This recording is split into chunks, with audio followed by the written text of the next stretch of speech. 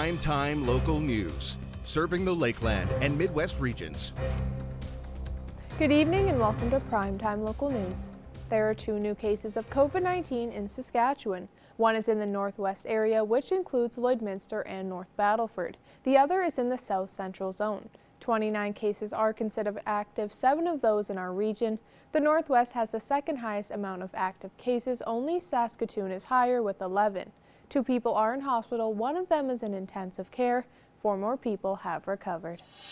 Movie theaters everywhere have felt the impact from COVID-19, especially May Cinema 6 here in Lloydminster. We check in to see how the theater adjusted during the pandemic and how the support has been now with new releases back in theaters. Our Shelby Clark has more. Since COVID-19 has come into effect, May theaters have made many changes in order to keep residents safe. First of all is ensuring that everyone who's entering the building, we're giving warnings saying that if you've been in contact with someone who possibly has COVID or have any symptoms, please don't enter the building.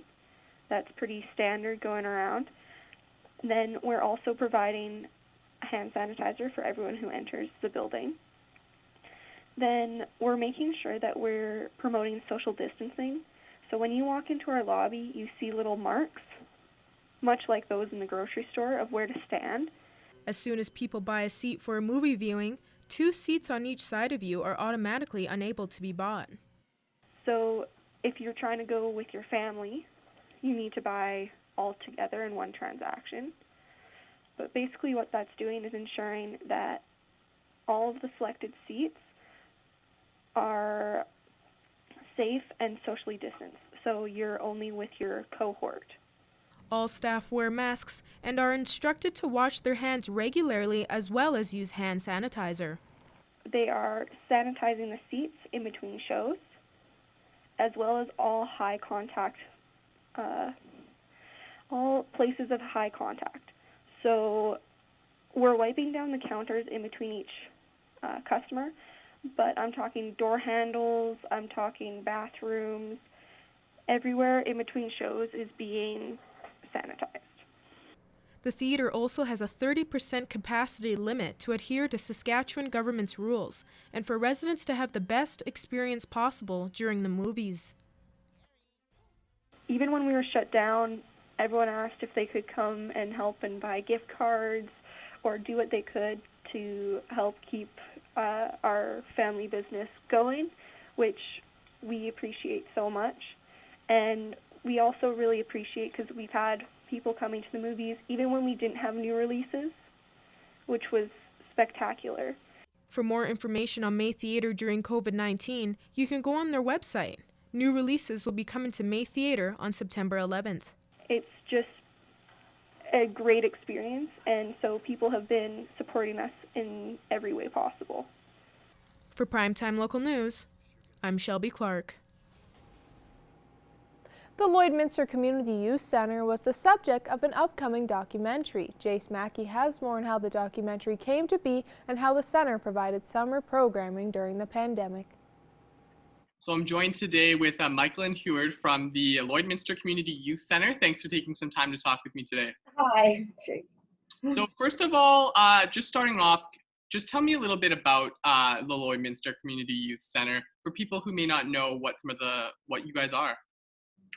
Well, we're a youth center, so part of our program is a drop-in program for youth in the community, anywhere from age 12 to 18.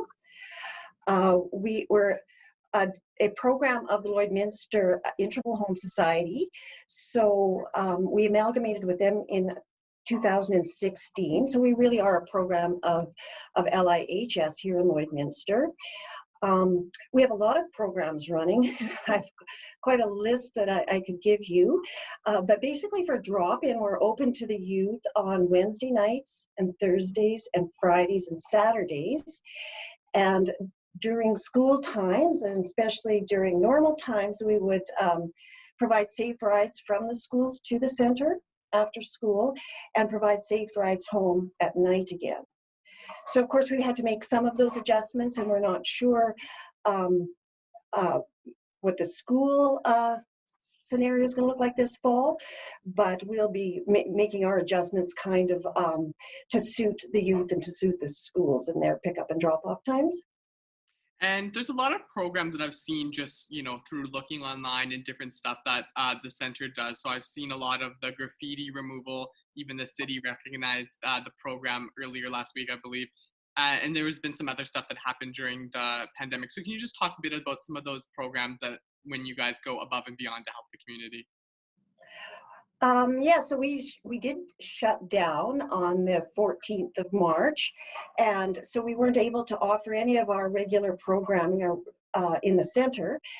So some of the more popular programs that we were able to offer at that time were the dinner time program, which was the food drop-off service for the kids. So some of our program workers put together little grocery bags with ingredients and recipes and food safe tips and things like that, some challenges for the youth, and they made a meal once a week for their family and then shared some of those some of the dinners that they made and some of the fun that they had. They shared them on social media, so that kind of got people engaged and kept the kids interested. And we did some birthday cake curb drop-offs during that time as well, and they were popular, and some physical challenges as well, because we were having the opportunity to deliver the dinner time program. So we made some other deliveries as far as hygiene items and games and things like that. And we also offered outreach virtually during that time online, and very popular. Some of our youth programmers were able to connect with the kids through video games.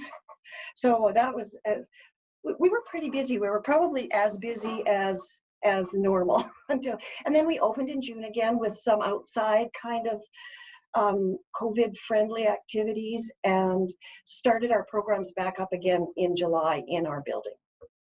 And the center is also being featured in an upcoming documentary. Can you just talk to me a bit about how that first started, and then just tell me a little bit about kind of how that went? Bamboo Shoots was contracted through TELUS and approached us in a project TELUS is doing about communities, organizations and communities, and just the vitality of smaller communities in Alberta and Saskatchewan. So they had identified us and approached us, and we were happy to be able to share some of the work that we do here with the broader communities. And how are you are you excited to be able to showcase what you guys are doing, and what was it like to be able to be a part of something like that? I'm hoping that they are able to capture some of that vitality and energy that we would have on a normal summer.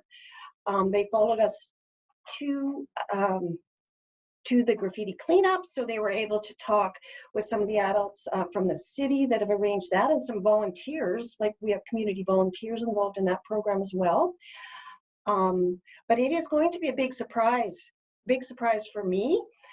Our staff here was excited to share their passion for the impact that the work that we do here has on the community.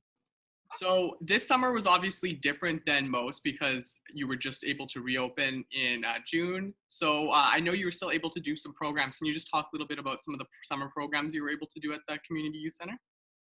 Sure, Jason.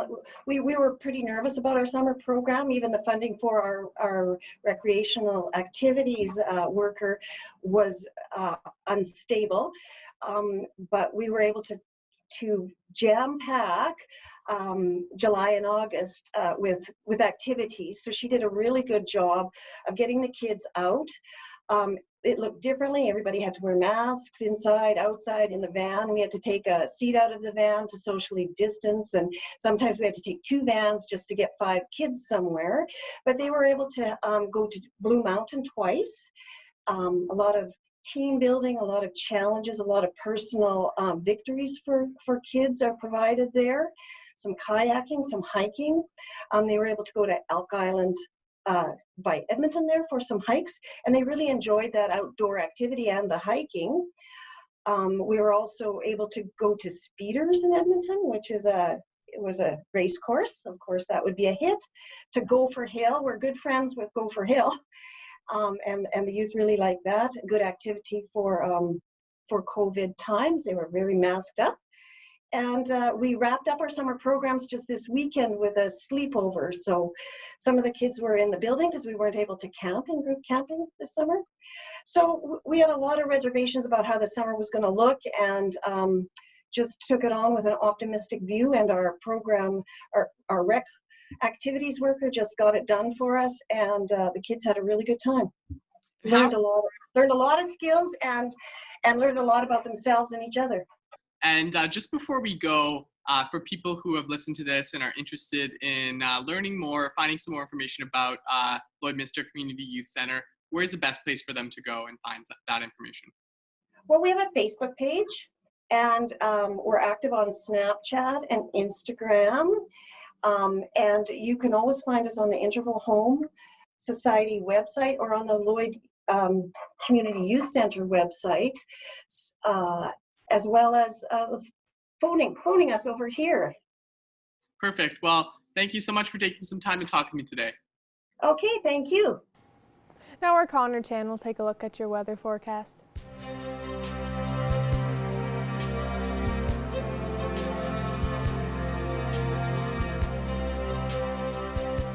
All right, thanks very much, Jasmine. Take a look at temperatures right now. We are almost at the single digits right now, as we are sitting at 10 degrees right now. It could get that a little bit warmer, maybe that 10 to 12 range right now. It's the wind that's still a factor right now, as we are close to 40 kilometers an hour coming in from the west-northwest there. We've had a fair amount of rain today. It's been kind of on and off, with some areas looking really dark in the city, and then some areas looking fairly bright with lots of blue skies. But 10 degrees right now is currently what we sit at. But as we look at some other areas right now, much warmer compared to what we're at right now. 17 in Vermilion, with 16 in Vegreville, and 18 degrees in Edmonton, 11 out in St. Paul, with Bonnyville, Cold Lake, and Lac La Biche. Those two sitting at 15, and Lac La Biche sitting at 13 degrees. Provost at 12 degrees, Macklin at 14, as well as Maidstone also sitting at 15 degrees, with North Battleford also sitting at 16 degrees right now, and then 13 also for St. Walburg, and 12 degrees out in Meadow Lake. So here's a look at the satellite radar map right now. Lots of activity that's coming in from there, so we could see some more showers making its way from those areas into the Lac La Biche and Edmonton, Vegreville, as well as the Vermilion areas. But for us here in Lloydminster, we're not expecting rain for the immediate future, but also possibly maybe down the road into the weekend here. But let's take a look at temperatures overnight in North Battleford. 7 degrees overnight, with winds kind of dying down compared to what they were earlier today. So 20 degrees over for tomorrow, with a daytime high there with mostly clouds, and a bit of sun. Cold Lake sitting at 6 degrees overnight, going into 19 tomorrow for their daytime high with mostly sun and a bit of cloud coverage. And for us here in Lloydminster, we will see a little bit of a break from the rain. We'll at least be back to in that 15 to 17 kilometer an hour range at the daytime high of 18 degrees tomorrow, with mostly cloud coverage and a bit of sun. And now as we take a look at the next 3 days here, 20 degrees on Friday there, with mostly clear skies ahead, mostly clear skies and a bit of cloud coverage there. And then 20 also for Saturday as we get ready for the long weekend. There is a 40% chance we could see some showers coming back, as well as even into early next week, maybe on the Sunday or Monday as well. Let's look at your weather forecast for now. We'll have more primetime local news coming up after the break.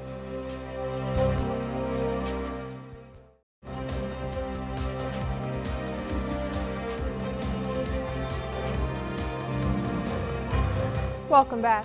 The Lloydminster Region Health Foundation is canceling this year's Health Foundation Gala because of COVID-19, and Eric Bay has more on the decision and the foundation's plans for the fall.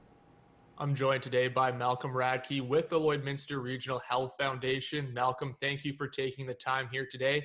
And some sad news to report today, as you guys were forced to cancel your Health Foundation Gala. Can you just tell me what went into that decision? Yeah, a bit of a no-brainer, not the most surprising news ever. The committee looked at a few different options, obviously, of other possibilities, and maybe a smaller event, socially distanced. Nothing really felt right. It didn't seem like the rest were worth the reward. So unfortunately, I had to just outright cancel it this year and look forward to fall of 2021 to celebrate 20 years. And, hopefully everything's back to normal for the most part by then. And just see where we go from here. And now obviously the gala is a big event for you guys. Just how important is the gala to your guys' fundraising in a normal year? It's huge. So the gala is typically our biggest fundraiser of the year. So no question it's going to be hard. At this point, you go back to the drawing board and just start to look at other options of what we can do for fundraising. I will say that in March, when all the COVID-19 lockdowns started happening, the community rallied and was very responsive and very supportive. So totally happy for that, and grateful to everybody for stepping up. And yeah, now just long term, we're looking at how else we can fundraise for the hospital and keep the momentum. And now the gala has led to fundraising for quite a few projects here. Can you just take me through a few of those projects that the gala has helped fundraise for? Yeah, pretty much anything and everything the gala's been a part of. This year was supposed to be 20 years for the event, so over its 20-year history, it's raised over 3 million, getting close to 3.5 million, which is absolutely incredible. A lot of longtime volunteers and supporters and attendees and staff that have helped out over the years. That money's gone to various things. I know, like, it's gone to physician recruitment, it's gone to expanding seniors housing, Project Sunrise for mental health, the dialysis relocation that's coming up. Those are just a few off the top of my head. This year we probably would have done something around COVID-19, and that's maybe one of the most unfortunate parts. Is there's a lot of good stories, heroic stories, whether it's the frontline healthcare workers or the various people that stepped up with all sorts of in-kind donations of PPE and hotel rooms and stuff like that for the staff. It was just such a good moment back in March. We were looking forward to celebrating that and celebrating a lot of the local people who stepped up. But like I said, it's back to the drawing board, figure out a new way to tell those stories. Now the Health Foundation will be continuing to accept donations, and you also have stuff planned here for the Christmas season, still in the early stages, but can you tell me what you guys do have planned here coming up in the near future? So last year we did a Christmas radiothon for the first time ever, and it was a big hit. We raised $50,000. So planning to do that again this year, and obviously might have to do it outside the hospital with some heat lamps under a tent maybe or something like that. But yeah, Christmas radiothon, just a 12-hour event at our hospital, streaming all day long, a host there telling stories, interviewing staff, interviewing donors. And as I mentioned before, all the donations will go towards the basically pandemic preparedness, emergency preparedness fund, obviously for COVID-19, but for any disaster in our community, just making sure our healthcare facilities are ready. There's a couple pieces of equipment they're looking to purchase to put themselves in good position, and then some investments in mental health and more of the soft support for the frontline workers, things like that. And yeah, that's a bit about the campaign. Great to talk to you today, Malcolm. Thank you so much for your time, and best of luck heading into the fall. Now here are your stock market prices for today.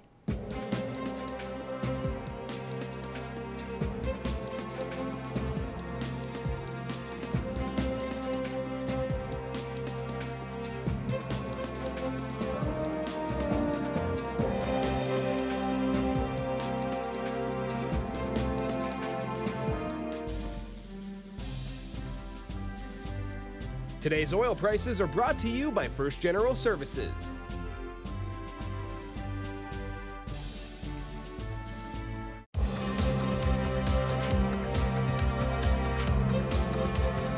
This past Monday, the MLB held their annual trade deadline. Evan Kenny and Eric Bay sat down to break down the winners and losers of the deals. Earlier this week, on Monday, the MLB held their trade deadline. Joining me today to break this down is Eric Bay. Eric, thank you for joining me. No problem. Always nice to talk sports, and especially trades. They're always exciting. For sure, always exciting. No matter what the sport is, it's one of those days that you do mark on your calendar and, you look forward to watching. This year, though, it was a little bit of a crazy one, obviously due to COVID. For me, at least, it was kind of surprising seeing players being traded around and from, cohort to cohort. I don't know if that's quite right and quite safe. I don't know about what your thoughts are, Eric, but that was sort of the first thing that jumped out to me when I thought MLB trade deadline. Yeah, just really another thing you don't really think of when you hear that the MLB is going to be playing a season, then all these complications because of COVID sort of do arise. And yeah, that's one thing for me. And I really thought it'd be something like when the Jays made their trade earlier for Daniel Vogelbach, from the Mariners, and he came over and he was kind of sitting in limbo for 4 or 5 days getting tested to make sure he didn't pass anything. So I just kind of worked on the assumption that that's what was going to happen here for the deadline, which, I mean, okay, not the worst worst thing in the world. You miss a few days, but now obviously guys are kind of getting right into the thick of things with new teams. So that's really always a concern, especially when you look at a team like the A's, who are now the latest team to have a COVID outbreak just a few days before the trade deadline. So that's the concern, is now you got guys moving around, and if one guy has it, what does this do to not only one team, but possibly two or more? Yeah, in a league where the players have been affected more than any other league, it is an interesting thing, and we will keep following that. Eric, so it did happen.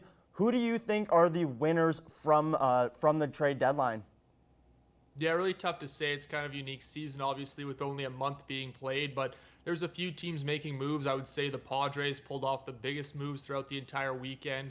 The Red Sox did a good job, I think, trading their big pieces and getting some decent prospects in return. But for me, I really do think the Toronto Blue Jays did a really good job, because not only did they shore up their pitching, which was an issue. Obviously, their relievers have done a lot more pitching than their starters, and that's not just the starters' fault. Obviously, a lot of injuries on that front for the Blue Jays, but I really think too they did a good job of getting cheap relief options as well at that position, and allowing them to not only do well this year and kind of compete for that wild card spot, which they are sitting very pretty in right now, but it's also going to allow them to continue to be better in the future by not selling off any high picks for this one shortened season.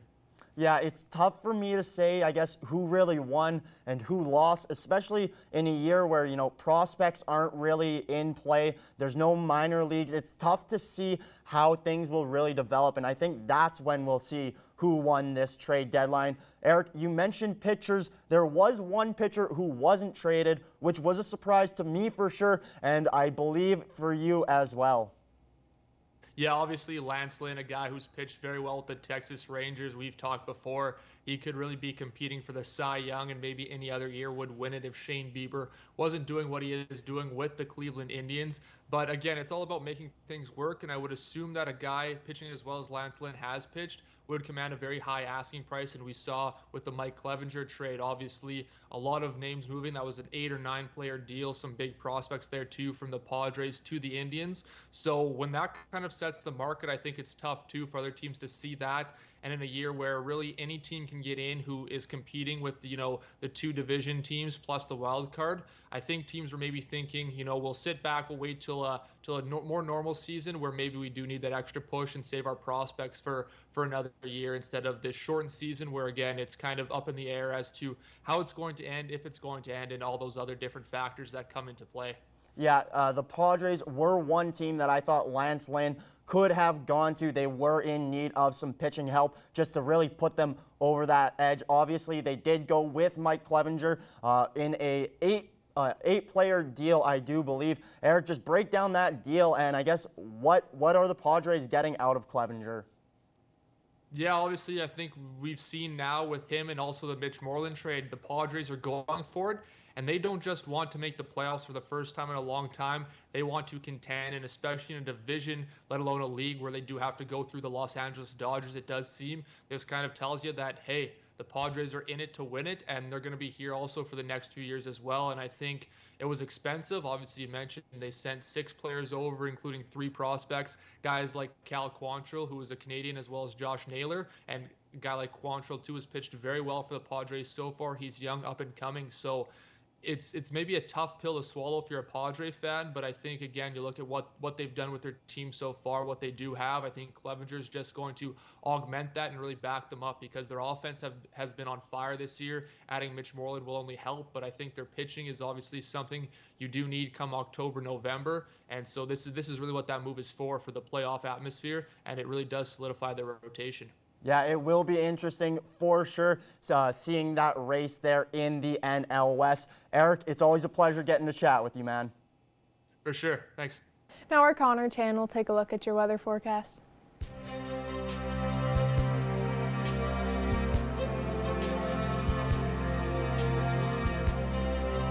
All right, thanks very much, Jasmine. Take a look at temperatures right now. Now we're sitting at right now 13 degrees right now for us here in Lloydminster. If you take a look out further west there, 17 degrees we see out in Edmonton, Red Deer, Rocky Mountain House, and in Whitecourt as well. 16 degrees for Edson, and then 20 degrees out in Jasper with 14 for Athabasca. We see 14 degrees also out in Meadow Lake as well. 13 also we see in Cold Lake. 15 degrees right now for North Battleford and in Saskatoon. 14 for Prince Albert, and then 12 degrees out in Melfort. Over in the northern Alberta and Saskatchewan areas, 14 degrees we see in La Loche and Buffalo Narrows, as well as 14 for La Ronge and in South End. Uranium City and Stony Rapids also sitting at 10 degrees. Walson Lake at 11 right now. Slave Lake sitting at 13 with Grand Prairie sitting at 18 along with Peace River. Fort McMurray sitting at 14 with Fort Chipewyan sitting at 13 as well. And then High Level sitting at 17 degrees. A little bit cooler in the southern Alberta areas today as we see 14 degrees in Lethbridge and then 17 for Medicine Hat. Lots of areas in those southern areas have seen a lot of wind, mostly in that Regina,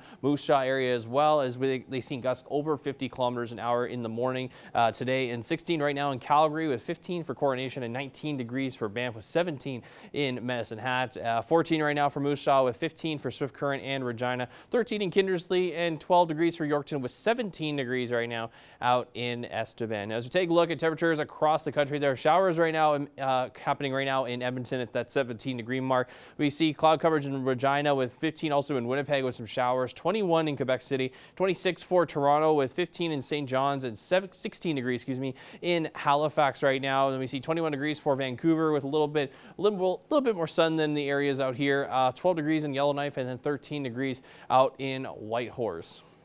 So here's what we could see for tomorrow. We could see daytime high for 18 degrees for us is the daytime high we could be expecting, as well as 19 degrees. We'll see fairly common around the area here, especially in Vermilion, Wainwright, Vegreville, St. Paul, Bonnyville, and in Cold Lake as well. We'll also see that in Edmonton. Provo sitting at 20 degrees tomorrow. Macklin sitting at 21 with North Battleford also sitting at 20 degrees with 18 degrees. Also in Meadow Lake, St. Walburg, and Green Lake as well. And 16 degrees tomorrow for Isle La Crosse. So here's what we could see over the next 7 days. We could see 20 degrees on Friday and Saturday with 40% chance for rain on Saturday. And that could carry over for a 76% chance there for rain on Sunday with that high of 15 degrees. 10 degrees we'll see on Monday. And then for the first day of school there on Tuesday, daytime high expected there of 15 degrees with mostly sun and a few clouds. Then 18 degrees on Wednesday with clear skies and a little bit of cloud coverage. We'll see possibly a 25% chance of rain there. We'll see a fairly cool morning on that first day of school with that 1 degree low there, as we are going to start to see that fairly common pretty soon here in the coming weeks, as we'll start to see maybe that very low single-digit temperatures in the morning. That is a look at your 7-day forecast right now. We'll have more primetime local news coming up after the break.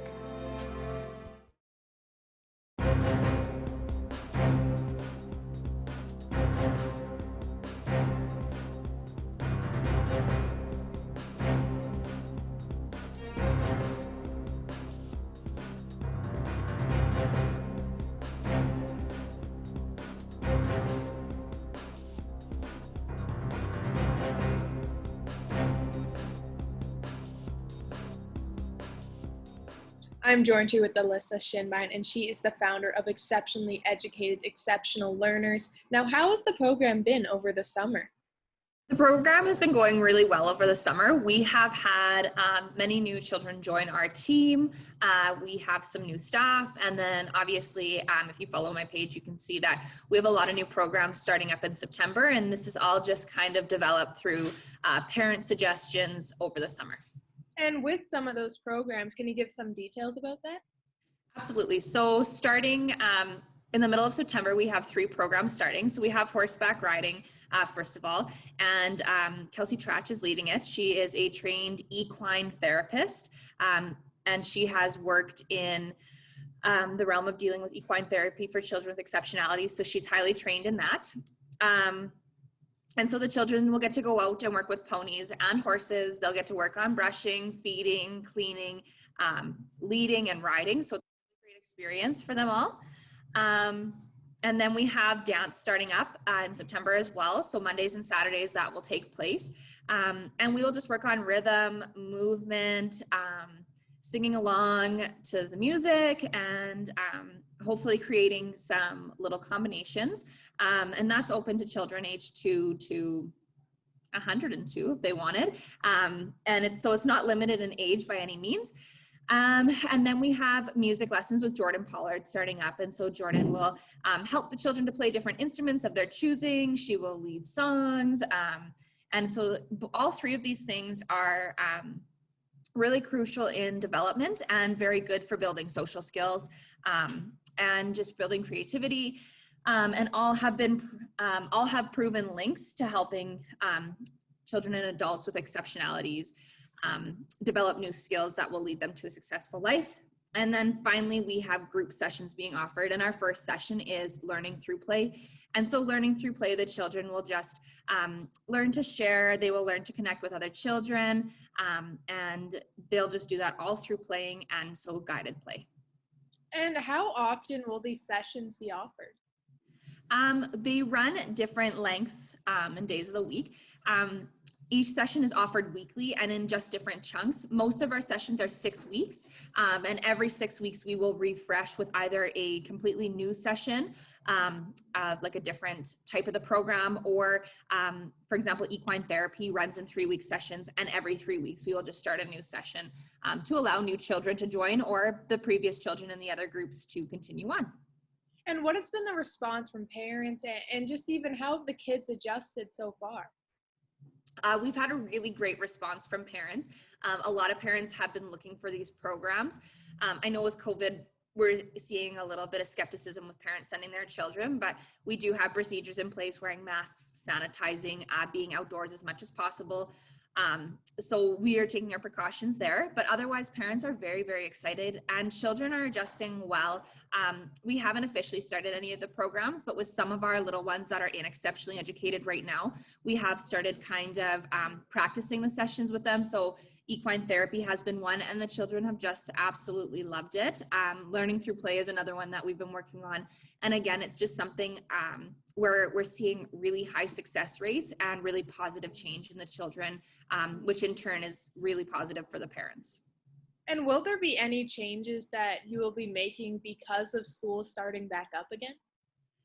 No, our respite, again, our hours just changed to evenings and weekends. So that's our biggest change there. And just in regards to school starting up, we're just kind of hammering down on, I guess, our COVID-19 procedures because their children are exposed to more people and various situations throughout the day where COVID could come into play. So other than that, we're just kind of tightening up on our procedures and just changing our hours of operation. And with the current sessions you're offering, is there any future plans at all to keep offering more sessions around the community? Absolutely. We're really hoping to expand around the community. We're hoping to find a building so that we can host more sessions in there, and just continually connecting with community members. I've had a lot of people reach out to me who want to meet and want to start their own program. And so I never want to say no to any of these programs. And so we're hoping that year round we can offer more sessions. And again, you know, the word that we all hate, but once COVID starts to settle down, we're hoping to offer just like a lot more and a lot more groups sessions and day camps and such. And if anyone is looking for any more information, they can go to your website or your Facebook page? Yeah, exceptionally educated, exceptional learners, or exceptionally educated at wordpress.com. You'll find all the information there, and you can contact me and I can help set you up. Well, thank you so much for joining us, Alyssa. Thank you so much for having me. Furniture set and design supplied by Furniture Gallery and Furniture House, downtown Lloydminster. Well, joining us today is Michael Bernard Fitzgerald, a Calgary-based musician that is currently out on the road right now on his tour. So, Michael, first off, thank you very much for joining us today. Yeah, thank you for having me. Give us a sense of the music style that you do for those of us that may not be familiar with you. Sure. I guess I play folk songs, and they're kind of I guess it's pop folk maybe. But at the core of it, I'm a singer-songwriter. I play the acoustic guitar and sing songs I made up. How did you come to do more of a folk genre type style of music? Sure, I found the acoustic guitar after I finished high school, and I just liked writing songs on it. I liked how that felt, and so I think genre-wise, it's just kind of arrived where it is now. But yeah, that's where it kind of stemmed from, is I just loved making up songs and playing them on the acoustic. You do have a new album coming out called Love Valley, and just talk about the name and the inspiration behind the creation of it. So yeah, Love Valley is this 13-song record. Basically, it was me writing about where I wanted to see things end up. It was this idea that if I could just paint this picture, and I got really into it. I love this concept of just like writing these songs about this place that I wanted to arrive at, and I think everyone's got a place like that or a feeling like that they could describe, and so I just did that. Now, like I mentioned in the beginning, you are currently on the road. You are doing a tour right now that's currently happening. So just talk about how the shows are being laid out, because I know with COVID, everything has to be socially distanced. So just take us through how the show is set up for you.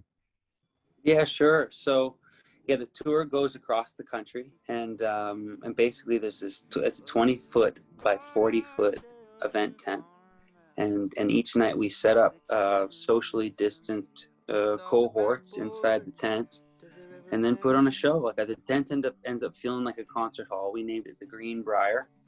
And so, yeah, for the next 2 months, it just kind of travels around. And we do that 5 nights a week. I know you've only done a couple of shows, Michael, but what's been the reception like so far, and how exciting is this for you to go out and perform? Sure. And we are just starting the tour, but I had a smaller tent in my backyard in Calgary that I did 50 shows in this summer. So I've gotten kind of well used to this whole concept. But I think for me, I mean, I love getting to play, and I think people love getting to come to a concert.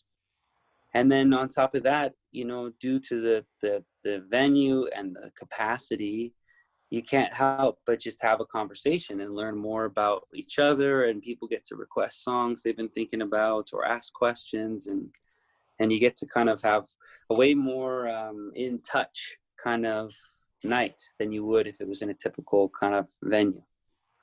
Now, of course, there is a stop that you're doing here in Lloydminster on September 20th. And if people want to get tickets, or if they want to learn more about your music and also learn about what the new album, where can they go and find all that? Yeah, so I'm looking forward to the Lloydminster stop. It's actually my first time coming to Lloyd. But the tickets are all available at my website, which is michaelbernardfitzgerald.com. And basically there's a tab that says tickets, and we do sell the tickets in groups of 4. And if people have a group of 5 or group of 6, we can always take care of that. But we sell them as like a household or a cohort, so that way we can distance people properly in the tent and kind of set up and have a show and have it be safe and keep on traveling. So there's 2 songs that are out. One came out in May, one came out in July. 2 more songs come out on the 9th of this month. And then the record comes out October the 9th. Well, Michael, I really appreciate your time, and thanks a lot for joining us today. Well, thank you for having me, and thank you for being patient with my internet connection over here. This is the nature of our new Zoom kind of world, but I appreciate you taking the time to talk about the tour and the record. It really helps. All right, taking one last look here at your 7-day forecast here. 18 degrees tomorrow for our daytime high there, 20 on Friday and on Saturday there. We could see some rain carrying over on from Saturday, the 40% chance there. So 15 degrees, for Sunday there with the 76% chance of some showers there. 10 degrees on Monday, and then we look at Tuesday, first day of school there. 15 degrees expected daytime high, so it'll be fairly cooler in the morning with that 1 degree daytime low there. And then 18 degrees on Wednesday with the low of 7 degrees, because we usually average around 20 degrees for our daytime high averages, and then averaging usually 7 around our daytime lows. So we're kind of around our average. We're kind of around the ballpark for our daytime lows, but we could see possibly more winds coming in later tonight as well.